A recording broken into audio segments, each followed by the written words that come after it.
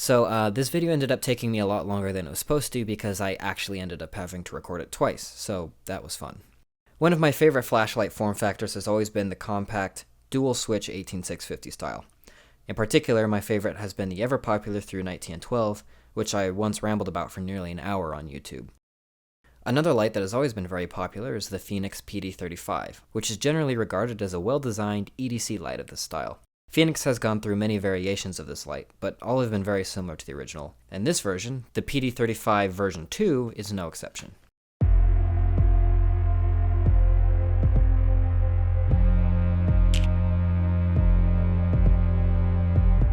The light is 13.9 centimeters long and 2.8 centimeters wide. It weighs 88 grams without the battery installed. The light is primarily made of aircraft-grade aluminum, which is fully finished with a Type 3 hard anodizing. The battery tube is lightly knurled, but does not afford much grip on the body of the light. However, this is compensated for by the grooves cut in the tail cap and the heatsink on the pill and the head, which also act as roll stops. The tail cap has the familiar fins flanking the main switch, which in theory should allow for tail standing and lanyard attachment while still granting easy access to the switch itself. However, in spite of its looks, the main button actually extends slightly beyond these fins, which makes tail standing impossible, which really sucks. The switch is a crisp clicky with a standard rubber boot. The interior of the head and tail, as well as both ends of the battery tube, possess square-cut, fully anodized threads accompanied by nitrile O-rings and a small amount of silicone lubricant. The threads are smooth and well machined, but are not very tight. The interior of the battery tube is fully anodized. The electrical contacts in both the head and tail are gold-plated, but only the tail possesses a spring, while the head uses a small disc-like contact. Unfortunately, this prevents flat-top cells from being usable in this flashlight, and somewhat reduces its potential shock resistance. The design of the contacts naturally grants a physical reverse polarity protection, but the light is equipped with a proper electrical reverse polarity protection circuit. The pill is slightly faceted and has small heatsink grooves machined around its circumference. The side switch is made of aluminum with a copper-colored outer ring and a black button cap, which has a small hole in the center through which the multicolored indicator LED shines through. The button is fairly low profile and is somewhat difficult to find in the dark, and I wish it was more prominent. The switch itself is slightly mushy and has a low travel, and while it doesn't impress me, it's pretty much on par with other lights of this type. The light has an integrated aluminum bezel under which sits a hardened mineral glass with double-sided anti-reflective coating. The coating is not the best I've seen, and at this price point I hope to see better. Below the lens is a smooth and very clean aluminum reflector, and at its base sits a domeless Cree XPL High version 3 LED. Also, as one last thing I should mention, the tail cap and battery tube do not line up together, which does not hinder functionality, but it always annoys me when this happens. This light is rated to the specifications one would expect with an IP68 water resistance, but is only rated for a 1 meter drop. Of course, I would be very surprised if this light were not capable of surviving significantly more than that. The truth is, anyone who has been in the flashlight hobby for a few years now would certainly be familiar with this particular form factor and build, as it is now very common. These types of single 18650 tube lights have proven to be both exceptionally durable and extremely portable, without sacrificing much of anything in real-world performance. For these reasons, this is one of my favorite classes of lights. Fenix in particular is somewhat of a pioneer of design in this form factor, with the PD35 line having been very popular for several years now. However, with that being said, I'm not especially impressed with this particular light. It is certainly well built, and I have no doubt that it is very durable and reliable, but competition in this space is very tight, and I don't feel anything about the build of this version 2 sets it apart in any meaningful way. It's good, but it's not anything special at this price point. The interface of this light is very standard and is simple, intuitive, and easy to understand.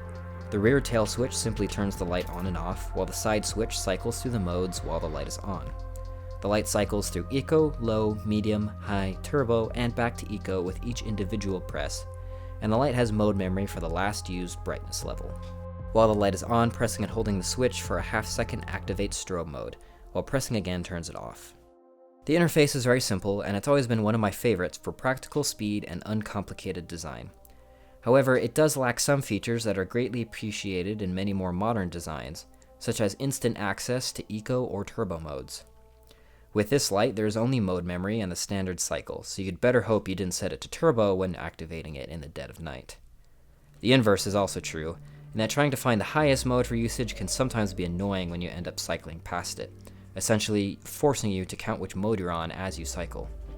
It's not a big deal, but it stands out after using lights with more sophisticated single-button interfaces, such as the O-Light that I just recently reviewed. Honestly though, I can't really fault it for this older design, as I know from personal experience that not everyone appreciates these more complicated interfaces, and sometimes less is simply more. One last note about the interface, this lacks the multiple operation modes found in some of the higher end models, such as the PD35 TAC. I'm not going to say much about this other than that I really didn't care for those extra modes, and I don't miss them here. The performance of this light is mostly unchanged from earlier versions, which in this case I consider to be a good thing. Instead of chasing ever higher outputs, Fenix has opted to maintain the balanced and highly practical level spacing that they have always used. At its highest output, the PD35 V2 puts out an even 1000 lumens, which is rated for about 2 hours and 50 minutes. As usual, the higher modes are direct drive, while the lower modes are current controlled, at least until the last little bit of their runtime. Fenix equipped this light with their own intelligent temperature control circuit, which, as they state, drops the output of turbo when the light reaches 65 degrees Celsius or above, and gradually increases the output to the full turbo level as the light cools down. In practice, of course, the light is never actually going to return to its full turbo mode, as the battery is going to be too depleted, and even if that weren't the case, this light just gets so hot that I don't think it'll ever cool down enough while being constantly on. Which leads me to the other problem this light has, which is the very large amount of heat that it generates.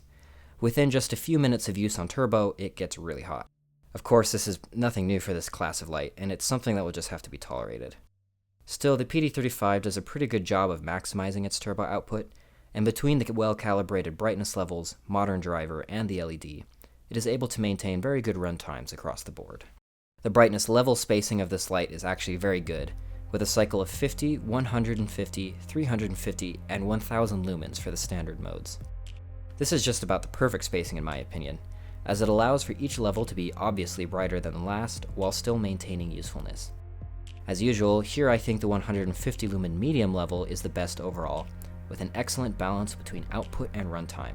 It is just generally very usable, and I almost always use this mode.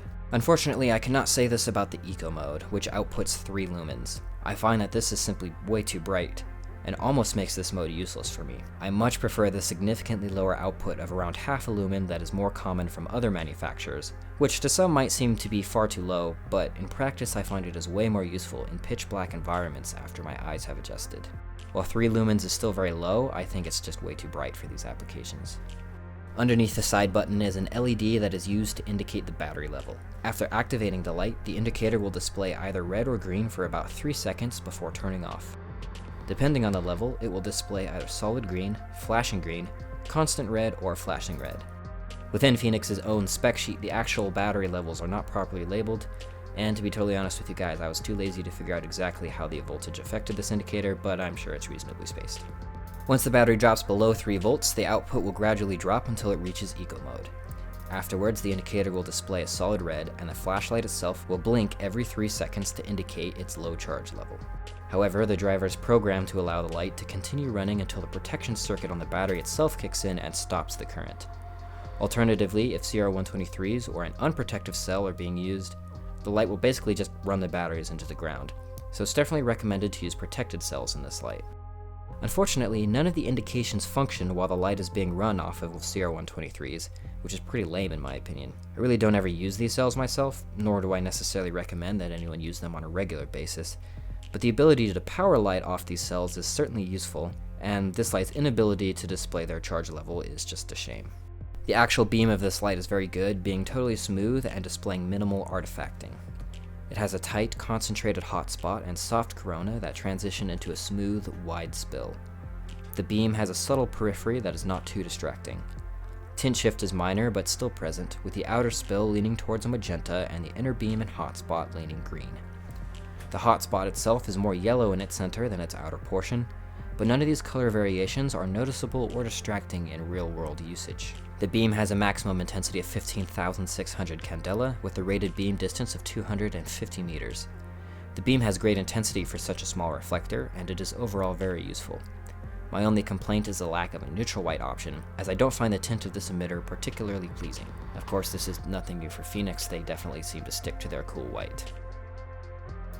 Overall, I have fairly mixed feelings about this light. On one hand, it is very well built and the performance is very good. On the other, I don't particularly like the spacing of the brightness levels, considering its very bright eco mode. I do miss the option for neutral white, I am disappointed in its complete inability to tail stand, and I find the price hard to swallow in the face of the competition. Ultimately, if you are looking for a single 18650 light in this form factor, and want something that you know will be of a high quality, then I think this is a great option, and it is certainly a quality light that will last a very long time.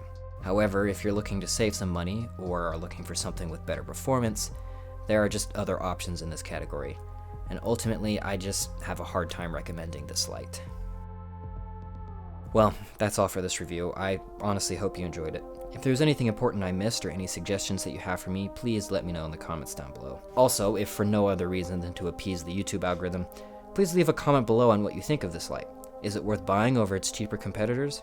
I'm interested to know what you guys think. Anyway, that's all I have for you today. I hope you enjoyed this video.